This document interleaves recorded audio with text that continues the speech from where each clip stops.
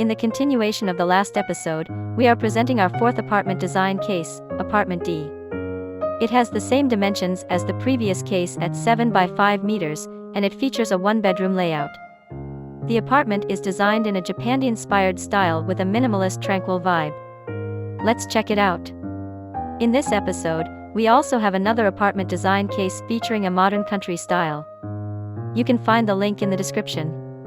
The previous episode of apartment design cases is also available in the description. Enjoy!